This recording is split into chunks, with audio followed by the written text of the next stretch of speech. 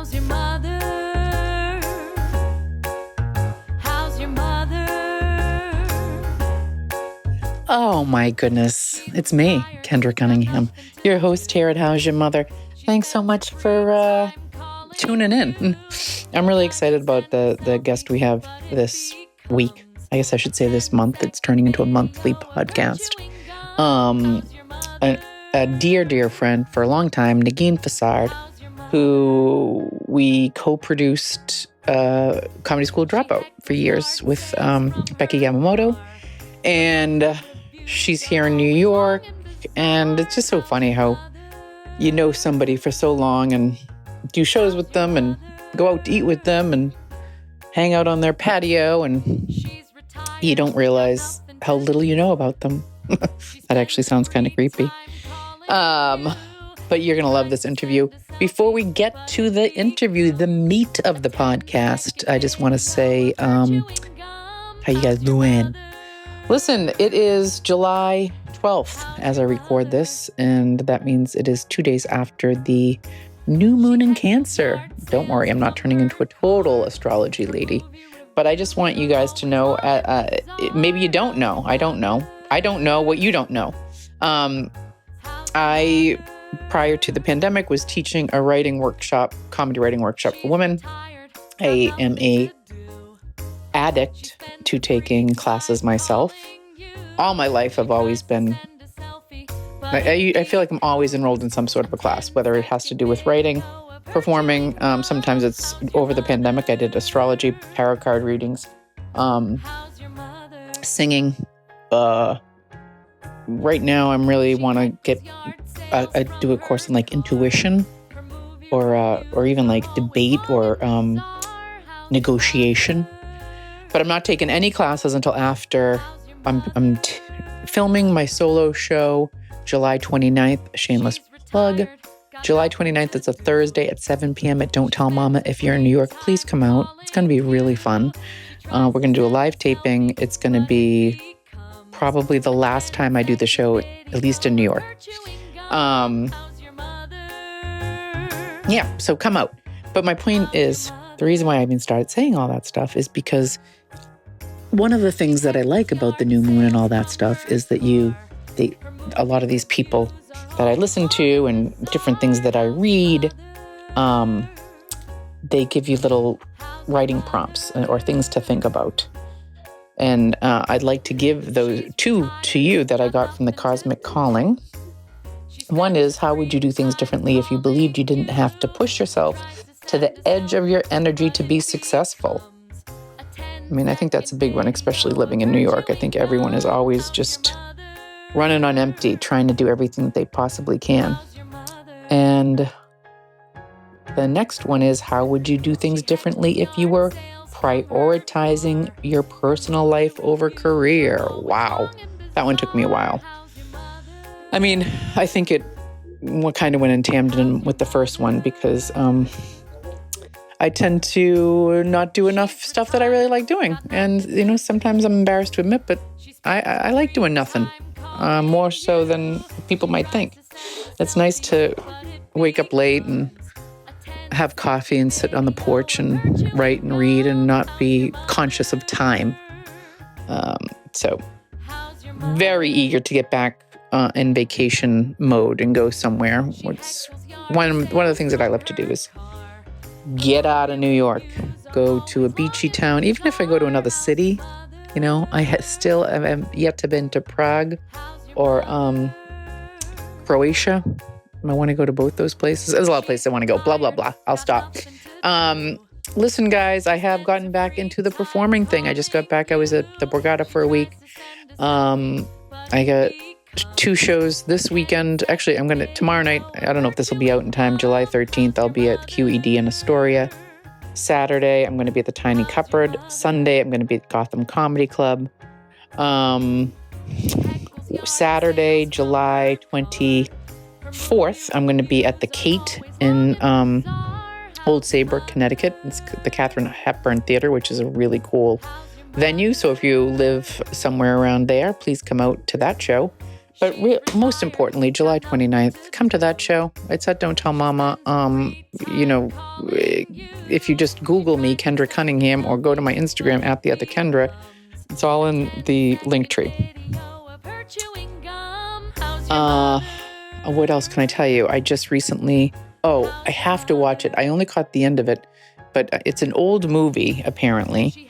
Marky Mark and, sorry, Marky Mark. I should say Mark Wahlberg. Got to give him some respect. I still call him Marky Mark. Mark Wahlberg and The Rock. And it's based on a true story. I love my movies based on true stories. About two bodybuilders who I don't know the whole story, but it seems as if they end up getting into trouble, murdering and stuff like that. And I'm going to tell you the name of the movie. I tried to watch it last night, but it was like, Pain and Gain is the name of it. You have to pay for it. I was just feeling too cheap to pay $3.99 to watch it, but I might do it tonight. Pain and Gain. I like I only got to see like 15 minutes of it when I was at the Borgata because it was on TV, but it's kind of like poppy. They have like some text that gives you the narrative to the story, which I'm a big fan of. And a little over the top performances, but in an endearing kind of way. So that's going to be my little shout out to famous people who don't need my shout outs. Currently going to be starting up another workshop. If you're a woman who wants to get into comedy, definitely reach out. I'm going to do an in-person one in August and then try to do an online one in September. I got to figure it all out. But I've had over 100 students at this point, all very talented. I like to think that I had something to do with taking some of that talent, polishing it up. Okay, I'm talking too much. I like to keep my intros less than 5 minutes. I'm very wary of time. If you guys haven't checked out the Broad Squad, my streaming show, if you have, I'm very conscious of time and trying to be like, let's get this done in an hour. Now I'm almost 3 minutes over my intro. Negin Farsad, wonderful. Let me tell you a little bit about Negin. She is host of Fake the Nation. She's wicked smart. She has her master's in policy, something political. She will tell you in this interview. She has a feature film streaming on Peacock right now called Third Street Blackout. You can find her on Instagram at Negin Farsad, Twitter at Negin Farsad. But the big news is she just recently got to play the voice of Meredith the Mind Taker on Bird Girl on Adult Swim. So if you have Adult Swim, check out Bird Girl today. Meredith the Mind Taker gets to change people's minds, take people ideas. I mean, it sounds pretty cool. I'm going to check it out as soon as I finish taping this. We have Adult Swim, but I never watch it because I never know what to watch on there. Negin Farsad, you guys, follow her today, Twitter, Instagram. She's always performing. So if you go to either one of her social media sites, I'm sure she will tell you where you can find her. But just enjoy this interview with the wonderful Negin Farsad. Yes. Which I bet you happened. There's like some fucking penises out there that that are like, oh, show me a little bit of your navel area. And then all of a sudden you hear, this is being recorded.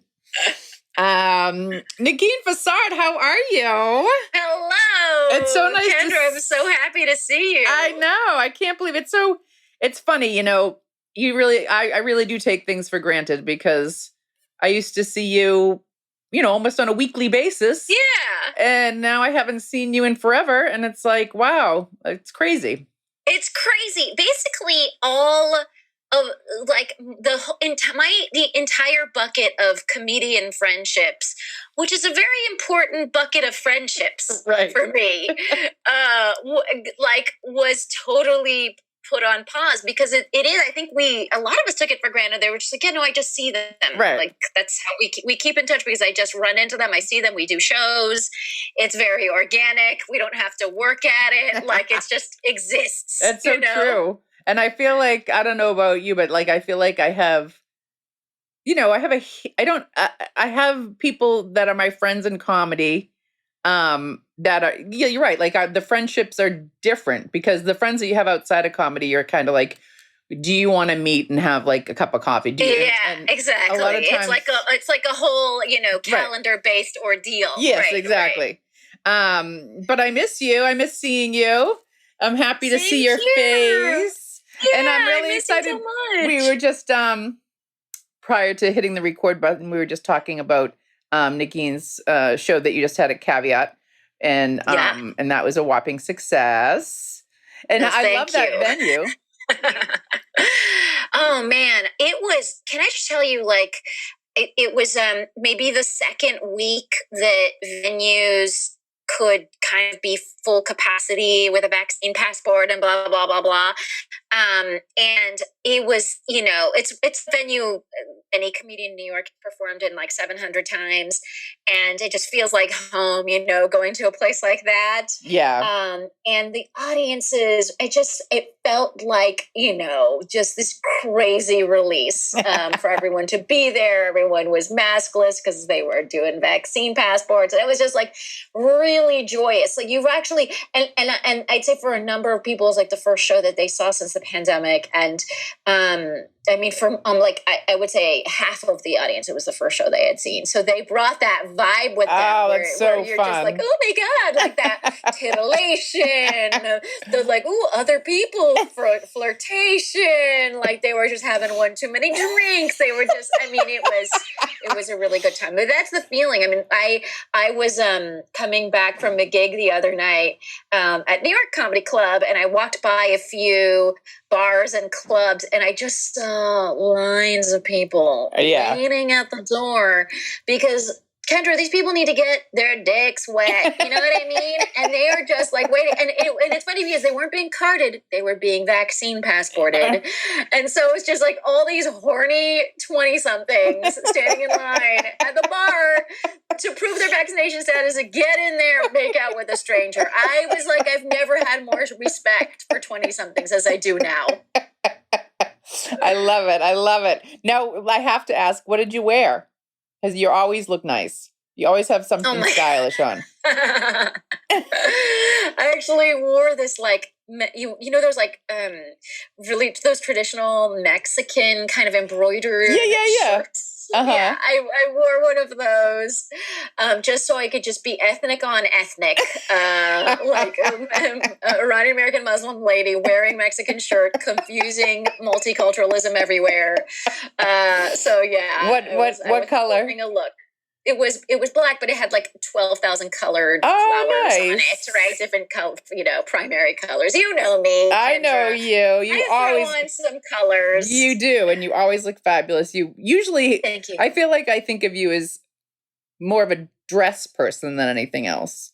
Yes, agreed. And you turned me on to I always forget the name of it, but it's a store in the East Village that's like a one word name, Eva or something, or some sort of store. Meg? Maybe, yeah. That has just like always has like great dresses. So, well, congratulations. That's super fun. I love Caveat. I haven't been there obviously since the pandemic opened, but I did have that on my calendar, and then I don't remember what the hell happened that I did not get there. So my apologies. But I look forward to seeing you do it again.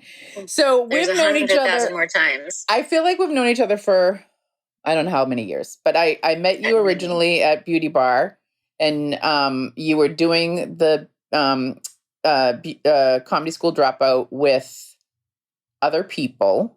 Yeah. I'm trying to think of who it was. It was Beth McGregor and Amy Albert Cobb. Oh my God, you are so good. And I would always say, if you guys ever need a host, I'd love to host. And so every once in a while, someone couldn't make it and you guys would book me to host. And then everybody moved away, I guess.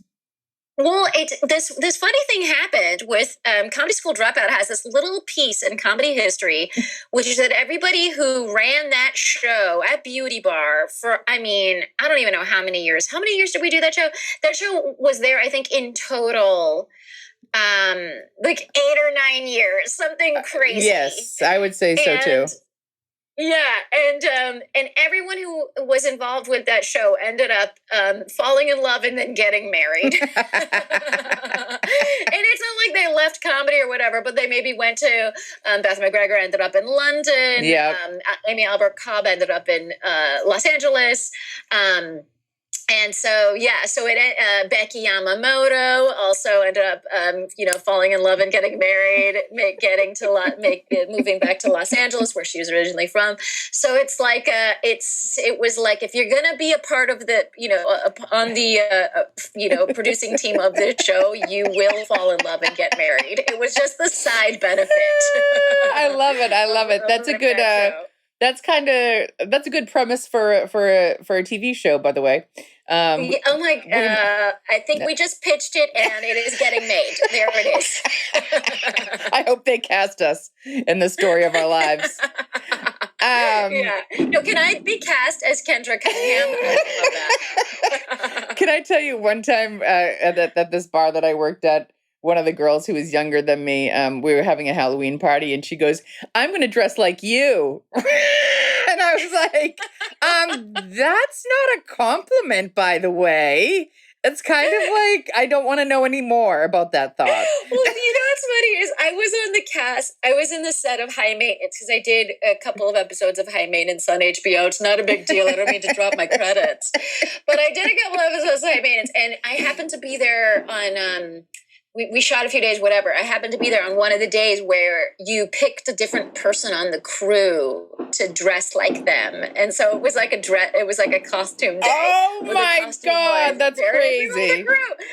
Yeah, and so it was really weird. But so I was wearing a costume that it turns out one of the prop masters also owned that dress. Like we owned the same dress, right? And so she came in that day dressed as me because she knew what I was going to be wearing. And so we were dressed as each other. Oh my God. But yeah, and it's funny because it just so happens that it wasn't insulting to either of us because we both... Right. That sounds like a super fun set to be on. But there's a chance there of that being insulting. Yeah. You know? Now, you're originally from California. Yes, from Palm Springs, California. Oh, I was going to say I wasn't sure what area you were from. I've never been to Palm Springs. Oh my God, you should visit. Everybody that I know that goes to Palm Springs says, Kendra, Palm Springs is where you should be. It's very much Kendra Cunningham scene. Yeah. Like, I think just in terms of your vintage clothing vibe. Right. And you're just like glamorous kind of like 60s and 70s looks. You would love Palm Springs. And you would just fit right in. And do you miss it? Or are you just like, I'll probably never move? So Palm Springs, for those of you who don't know, is like super gay and super retirement aged. So I grew up and mostly that's like a Venn diagram where everyone who's gay is also retired. So I grew up around, senior citizens. So there was just no children where I grew up. And so I would say I was a townie, right? Like it was this resort town that people would come and visit. And in the 50s and 60s, there was this glamorous place where like, Elvis and Marilyn Monroe and Dean Martin and Frank Sinatra. I mean, Frank Sinatra sort of famously lived there. Bob Hope, Frank Sinatra, these guys like lived there. They died there, So it has this like very glamorous kind of Hollywood past. Yeah.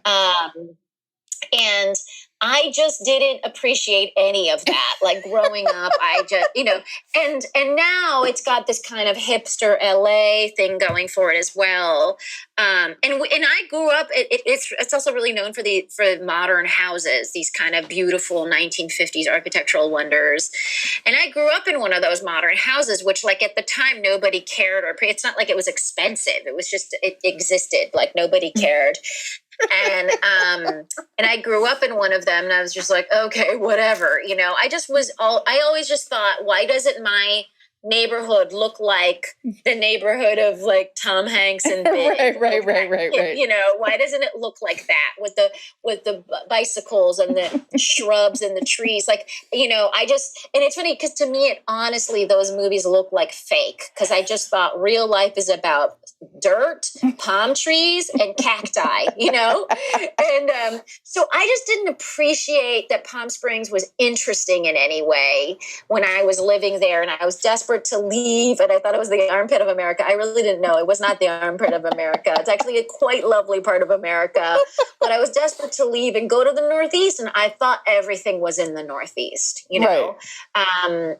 And I was one of these total fucking nerd bombs who was just obsessed with like Ivy League schools and getting good grades and all of that stuff, you know. So I you know, really engineered it so that I could make it to the Northeast, you know, and kind of follow that trajectory, which makes no difference because I'm a comedian. Where did you go to college? I went undergrad, I went to Cornell, and then for grad school, I went to Columbia. Oh my goodness. Both excellent schools. Now, I mean, thank you. Let me ask you, when you were like in high school and stuff, did you, tell me, like, what were you into creative stuff? Were you doing plays, writing? What were you like in high school? Yeah, like I ended up auditioning for a musical in my first semester of my sophomore year, and that's when I really found myself. Because Kendra, I got cast as a kitchen wench number 3. You know, one might say I wasn't as important as the other kitchen wenches. One might say I really stole the spotlight from the other kitchen wenches. Who knows? It was a subjective situation, but I was cast in that musical Once Upon a Mattress, and it just was so fun. And it really was a turning point where I went from being like a quiet kid to just a loud stage ham, you know what I mean? And also like academically, you know, I was vice president of the theater company, but I was also president of the debate team. Thank you. So I was a crossover dork, Kendra, a crossover dork, who just was trying to rack up as many extracurricular activities as I could for my college applications. But also I really did love that stuff. Right. I equally loved my government classes, learning about civics and all that. And I really loved theater, and I really loved comedy. I went through a really embarrassing mime phase. I would love to see that. You know, all those Iranians in mime. It's a thing. Let me ask you. Yeah. So you were doing so I always have been fascinated, and I always wished, I feel like, I don't even think my high school had debate. Like, I'm going to have to look into it. I'm going to ask my high school people. Yeah. But like, even to within the past year, I actually have looked up like debate classes for adults, because I feel like that's such a wonderful skill, and really is. Have you really looked up debate classes for adults? Yes, because I was like, I want to be able to, you know, argue my point, effectively and, like, you know, extemporaneously, laconically, like with just as few words as possible, you know? I think that's a wonderful skill, and I think it's something that can be utilized. Well, first of all, I'm sure it's very helpful in comedy, because to me, I feel like debate is very, like, you have to kind of be able to boil down to your point exactly what you're talking about. And I feel like that's a lot of comedy too. Like, you know, you want to like get your jokes to be like, what am I trying? I think this is funny. How can I put this in a way that everybody else understands the funniness that I'm trying to explain to them? You know what I mean? Right. That's so funny. So that makes sense. Yeah. I mean, also, don't you think you've learned that skill doing stand-up? I mean, I think I have, but I think also for me, being, you know, a stoic Irish Lithuanian person from Boston, when I start to think about that, when I debate things, sometimes my I get my Boston up and maybe I'll swear or I'll get like off, I just get way more fueled with my emotion than with my point that I'm trying to stick to because I'm not practiced in expressing things that I feel emotional about. Usually we just, in my family. You want to be Tom Cruise in A Few Good Men and be like, do you want the truth? You get out of the truth. You want to like bring people to their knees with. Yes. Even if I'm ordering a meatball sub, even if I'm at the sandwich counter, I want people to be like, this bitch knows what she wants. I'm not going to mention the special. But that's really cool. I never knew you did that. Now, did you carry on to do debate in college as well? Yeah, so then in college, I didn't continue with debate because I was so into sketch comedy. And it sort of won out in terms of like what I could manage on the side. And I would do internships. Like I interned, for Charles Rangel, or I interned for Hillary Clinton, I interned for C-SPAN. Wow. So I racked up these kind of like political internships or whatever, so I could make some sort of case for myself to be able to work, in policy. And did you ever? And then I worked for the city as a policy advisor. Yeah, I did. I worked for New York City, and I was, I did not in campaign finance. I did not know that. For how long? Yeah. So I it was maybe like 2 years. Okay. And I had comedian friends who were just like, you clearly want to be a, because I was doing comedy of some form all through high school, all through college. I even double majored in college. And then in grad school, when I was getting a dual master's in African American Studies and Public Policy, I was still doing comedy at night, So like people at Columbia, these were really serious students. Right. They were like career track students. And they would be like, let's do like some, a study group after tonight, and I'd be like, that's really cute. I have to go do a set downtown. So like, I have to go, but like, good luck with all of that, So I had one foot out. I mean, I was serious about the studies. I did the studies. I think I did them pretty well. Right. But I was a Columbia University fellow. Oh. I don't mean to brag. I mean, I always knew you were wicked smart. You can tell. Nah. Yeah. I was just like, I'm the children of immigrants, whatever. So it just was drilled into me that I had to be ridiculous. And so, but I was always, I had one foot out the door. You know what I mean? It was a thing. Everyone sort of knew that I had one foot out the door before I could admit it to myself. Right. They were like, this 30-hour-a-week hobby you have of comedy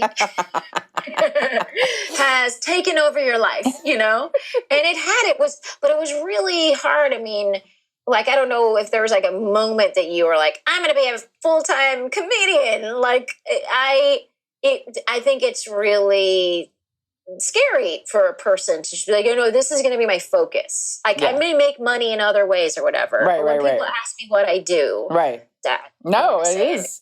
It's really weird and scary. I think it's. I mean, and I didn't want to. I didn't want to be that guy because I also thought that it was delusional. Yep. No, I'm with you 100%. Especially because nobody, I don't know many people. I don't think I know anybody like from growing up or anything that didn't have just a job. Like not right. Like this kind of like, intangible success. You know what I mean? Yeah. So I know exactly what you mean. It's a very strange thing. And it's funny because whenever I hear like younger comics be like, I'm a full-time comic now.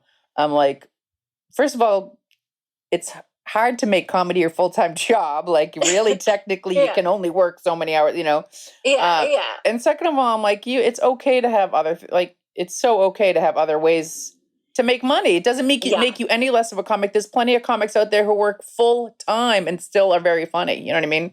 No, completely. And Yeah. it's like, it's sort of besides the point. You know what I Yeah, mean? yeah. It's sort of like being like, I'm a parent and a comic. Like, that's fine. Both of those things are true. It Right. doesn't, Right. you know, Well, we hold have on. like a weird relationship with that. Yeah.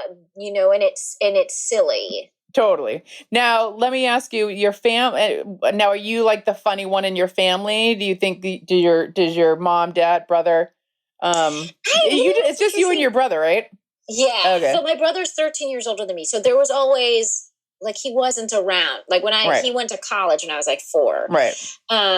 So I functioned a lot like an only child. And I think I was also, I don't know if it was that I was speaking in Farsi and my personalities, you know, people have like a different personality in different languages, slightly, you know, Right. I think also just in terms of like, I mean, the idea of me explaining comedy to my parents ever was really, it's just like I kind of kept that part of my life separate from Farsi, the language. Right. And so I feel like I was like pretty quiet and serious, honestly, for most of my childhood. I wasn't considered the funny one. You know, when I came out with this movie called The Muslims Are Coming. It was like, in 2014, forever ago now. And my aunt was in town from Iran, and she came to see the Los Angeles premiere of that film. And she was just like, "You are salty," and I had no idea, you know. And it's because it's like, that's just not the side this entire universe of Iranian family ever saw from me. Right. Yeah, that's fun. No, but you did 2 movies, right? I did 3 feature films. 3. Okay, so it was Muslims Are Coming. So the first one is called Nerdcore Rising, which is like a documentary feature about nerds who rap, and it was actually, and it came out in 2010. This was literally one of the very first movies that was streaming on Netflix, like when Netflix did streaming or whatever. Wow. One of the very first. So it was streaming there several years before they pulled it off, you know, whatever. But, and yeah, so it was just one of these things where I was like, someone told me about the idea, Gabi Alter, he's in this nerdcore band. And I was like, that's funny, like nerdcore hip hop. Someone should make a movie about that, you know? And then then I made myself that person. Oh, that's so cool. I didn't know that. Yeah. So that was kind of my entree into filmmaking. I mean, I didn't know what I was doing, whatever. But I kind of went through a boot camp by doing it. Right. And then, The Muslims Are Coming in. And my latest feature is called Third Street Blackout, which is like a scripted romantic comedy set in the blackout after Hurricane Sandy, which is now streaming on Peacock. Oh, And, cool. yeah, if Tina Fey's Girls Five Eva was not enough reason for you to get a Peacock membership subscription, then Third Street Blackout should be. We have Peacock, so I can watch it. Yeah, I literally got Peacock, not for my own film, but for Tina Fey. That's why. But yeah, like, so I. So you did those 3 films, and you wrote a book that was. And I wrote a book, yeah. That was nominated. Remind me of the name of the book. I should know it. It's called How to Make White People Laugh. That's right. And it was nominated. I remember it was nominated for an award. For a Thurber Prize for humor. There's so few like humor book prizes or whatever. Anyways, but it was no. I think actually that year Trevor Noah was also nominated. I think that's who they gave it to. But hey, I was in the same category. No, that's a huge. I remember that whole thing, and I was like, "Holy crap, that's amazing!" Yeah. That's like great. huge. Yeah. So you made your 3 films, you worked in policy, you went to grad school. So after you got out of grad school, was that when you worked for the state, or you worked for the city? Yeah, I had a sort of like working internship there, and then they gave me a job offer, and then I worked there, and and did comedy from there. It was just like, it was like, hey, what, like we'd go like to city council and present numbers or something. And I'd be like, is there anything I can get out of the city council meeting? You know what I mean? Like, is there a bit here? What's the fucking angle? Yeah. So it became deeply inappropriate at a certain point. Now, what are your parents like on board with your decision? I mean, now they are, because I'll tell you the thing that made them the most happy is when I started doing Wait, Don't Tell Me on NPR, because that is a show we actually used to listen to together. And so it was something they knew. It was like NPR is, I thought, something they understood. You know what I mean? I could have, I was like, oh, I'm writing on a, show for MTV, or like I'm doing something for Comedy Central, all this stuff. Like they didn't understand it. Right. And so none of that like moved the needle for them. It was like NPR that moved the needle for them, because up until then, I think they were just really worried that I was never going to earn money in my life. That I was just never going to have a stable anything. And then, but then later when they were like, oh, she makes movies. That's interesting. Okay. Oh, we can actually tell our friends to watch these movies, when things started happening that made it feel like that they could tell their friends. I think that was the defining moment for them, was like, oh, something we can easily explain to our friends, just like log on to Netflix and watch this movie or whatever. Like that's when things changed. Right. For them. Right. And I feel like you have a joke about how much your mom loves Jason. Oh. Is she like, does she just like love him? Well, I mean, I can see why, because he's wonderful, but I didn't know if it was a joke or if that's like she's seriously. No, my parents, my husband is it's funny because he's an actor and he is Black, and so for my immigrant parents, first they were like, oh, like this. I have a joke about later them saying like, oh, why are you dating Black people? Like we obviously do not hate Black people, but why are you dating Black people that we obviously do not hate? And then also like, why are you dating actor? You know what I mean? It was just like double whammy. What are you doing to us? You're killing us over here. But then they met him and they just like love him, and and he's like the son they never had, except for they do have a son. It's great. It's funny. I feel really lucky. A lot of people will like say, oh, my in-laws, and I don't have that. Jason doesn't have that. Like, he loves my parents. Right. He's like, let's go spend more time at their home. You know what I mean? Like, he loves it. So I feel like in that way, we're really lucky. And where is he from originally? So here's the weird thing. Like, we were born in the same hospital in Connecticut. We were both born in Connecticut. And I ended up growing up in California, so I don't have any really connections to Connecticut, and but he grew up there.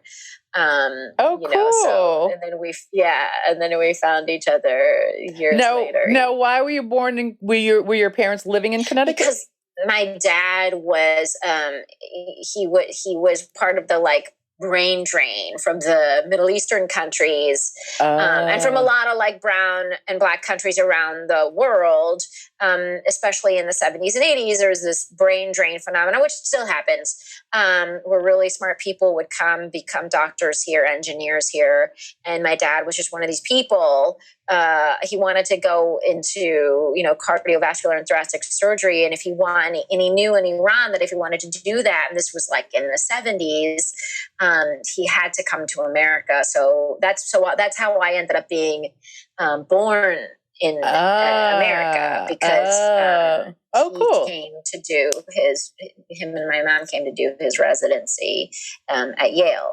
And then did you go back? Did you stay? You've been in America all your... Yeah, it's funny because they were going to go back.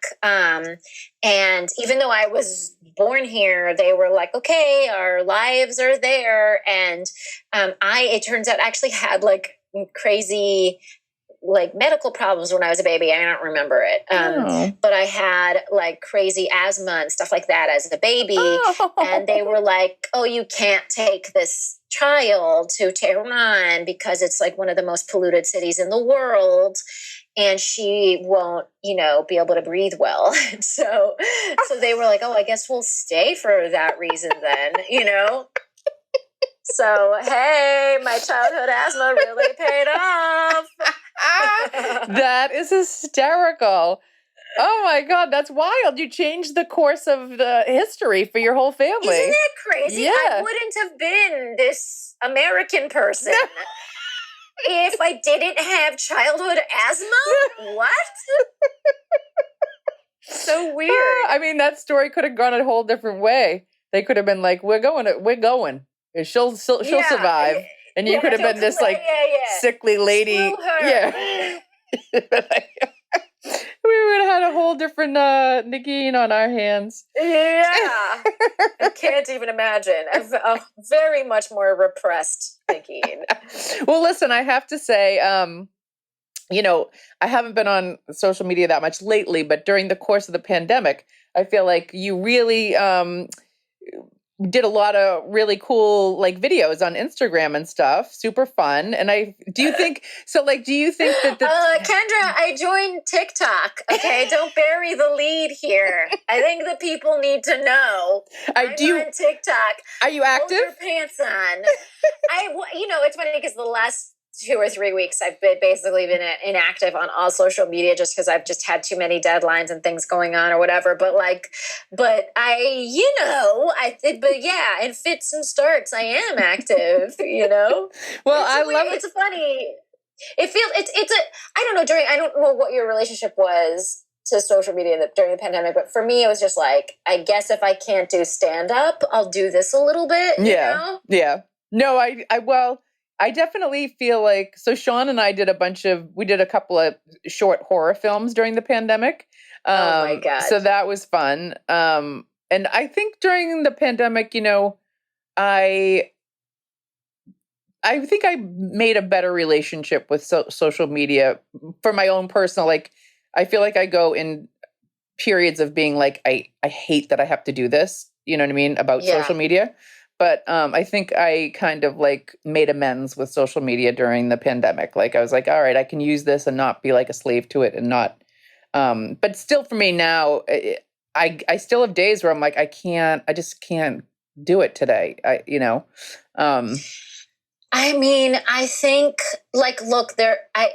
I think it's weird. Have you thought of just like quitting forever? Yes. Is that ever? Yeah. Me too. And I feel like we're just not in a kind of profession where you can do that. Yeah. I know. Like, I just feel like you either have to be obscenely famous or you have to be on it, you know? And I'm even talking about like, you can't, obscenely famous. Like you can get off social media if you're like Chris Rock. But then if anything below one rung below that, I feel like you can't. Right. And so like, and the thing is like, there have been times in my life where I thought I got excited about writing a joke for Twitter. Right. Like I want to be able to like find the joy in this thing as a pure like art making tool. Right. Right. But I think the times when I'm just most miserable is when I feel like it's daunting, Yeah. And there's comparison and there's, and the hate mail and the death threats and the whatever, like that stuff is obviously shit. But then also just like that feeling that, I want to be able to like, just have an art relationship with it. Yeah. No, I agree. I know what you're saying, but I also think that sometimes I have to remind myself, like, and this is about comedy in general. I think like I have to be like you're taking this all so seriously. You know what I mean? Like we're lighten up and like, it is what it is. And like, this doesn't matter. Yeah. Really like in the long run, like, what at the end of the day, if you only have so many days left, are you gonna be like, I gotta like get that Instagram post looking nice? You know what I mean? Probably not. Right. Right. I'm Right. probably going I to be. actually think you've had such a zen relationship with show business for as long as I've known you. Really? That's so nice to Yeah. hear. Why do you? What? I don't know if it's like a just an aura that you give off, and it's like not at all true. But the aura you give off is that like if it I only have so many days left in life, as we all do. Like, is every do I have to hate myself because a new joke didn't land or something? You know what I mean? I don't know. I just think you have a good attitude. Yeah. Well, thank you. I mean, thank you. I try to have a good attitude. I feel like there are some times where I get like, in a tizzy, and then I'm like, I'm burning my energy over foolish things. Yeah. But as we both know, it's hard not to sometimes get caught up in the nonsense, of this quote unquote business, that can be very competitive and, can make, I don't know about you, but, sometimes I can really feel bad about myself, because of like other. Sometimes is a really generous use of the word sometimes for me. I would say many times I feel bad about myself because of this business. Yeah. It's like, and also because of being like just like a woman who grew up in America who learned to like hate myself from a very early age. You know what I mean? Yeah. It's the American way. It's crazy, but I would like to, if I had in my next lifetime, I would like to be a psychologist who studies women really intensely who decide to get involved in this business, because I'm wondering what's the trigger because there's a lot of women who would do this for maybe 2 months and be like, this is like not cool and I'm not doing this anymore. Torture. Yeah. It's pure torture. Why would I do this to myself? Yeah. Right. It might even have to like retreat for a while from the world to recover from what they've experienced. You know what I mean? And we're like, every day we're like, not gonna get me down. I'm back at it. I'm gonna get back up. Oh, what a nightmare. Anyway. It's crazy. Anyway, it's if I ever, figure out, something, I'll let you know. Right. I want to know also, it could be distilled in some sort of a gene. Like, should we run comedian genes through CRISPR to see if there's a mutation on one of the genes? Yeah. Because that could explain it. Yeah. It really is pure. I mean, the career is a torture chamber with a few moments of levity. And that's mostly what it is. Yeah. It's like, I'm a comedian because of the green room hangs. You know what I mean? It's really a sick and twisted world that we've decided to participate in. But hey, I'll put on my maxi dress and some lipstick for my next show. Fuck it. I'm not gonna. I mean, if I started to dress like how I really feel inside, I think they'd be like, we're not booking her anymore. I'd show up with like brass knuckles, a mouth guard, I'd be like, another one of these effing gigs. Listen, I can't believe it. We've already exceeded our 30-minute mark. I had such a blast. I could go on and chat with you even longer. Thank you, Kendra, for having me. This was so fun. It was so fun. I do an intro and an outro, and I give everybody all your handles and all that stuff. Great. Do you have anything coming up soon that you want? I'm probably gonna have this out soon. Can you plug that you can see me on the Adult Swim show Bird Girl? Ooh, I didn't know that. I mean, you can. I'm a voice. Oh, cool! That's awesome. Congratulations. Yeah, thanks. No, it already premiered. It already had its like 8 episodes or whatever. Okay. But it's still like kind of. Yeah, that's huge. Just, in the air or whatever. Bird Girl. Bird Girl, yeah. Okay, cool. What's your is that I'm your Meredith And Meredith the Mind Taker on Bird Girl. Ooh. And Bird Girl's best friend. Ooh, the mind taker. Yeah. Do you take people's minds?